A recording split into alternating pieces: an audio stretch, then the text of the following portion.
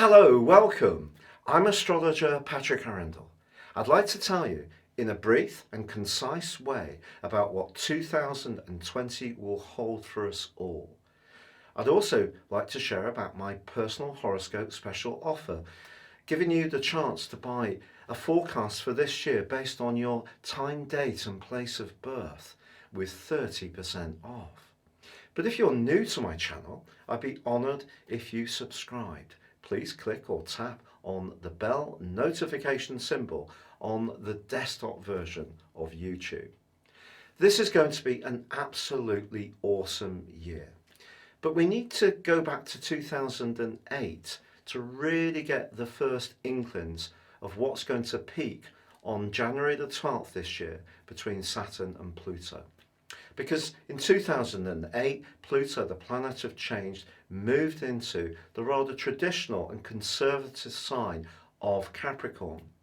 Over the last couple of years, that's been joined by the transit of Saturn. Now, Saturn is the ruler of Capricorn, and because Saturn could be very much to do with structure and tradition, but also at times be limiting and oppressive, the energy that these two have generated between them over the last 6 months as they've got closer together has been profound. Whatever area of life you may have felt a more difficult energy, it probably is impacting on your natal horoscope. Now, these two peak on the 12th of January, but on that day we also have the Sun in Capricorn, Mercury, and Ceres, the asteroid, which is very much to do with nurture, all in a stellium lined up. So I think whatever story that began in 2008, which picked up energy 2 years ago as Saturn began its journey through Capricorn, reaches a key point. Because Pluto is about transformation and change, but also power, and Saturn is about conservation, it's about retaining the status quo in some ways, it can resist change. So that could create a real tension, almost in the tectonic plates of our very beings. Now, as we go further into this year, Jupiter, the planet of growth, which is back in Capricorn, pretty well for the whole year through to the 20th of December, well, that is also going to be forging a key alliance with Jupiter. But this is going to be potentially much more positive than Saturn.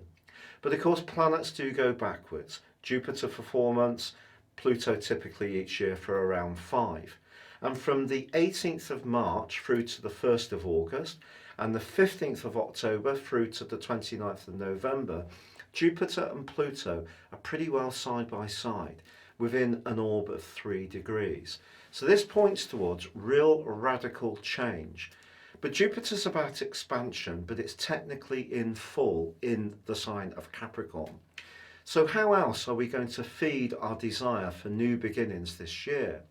Well, quite simply, Uranus, the planet of change, is going to continue to be hugely influential. It links with a series of new and full moons and eclipses right through this year. And talking of those eclipses, we have an annular lunar eclipse on the 10th of January in Cancer.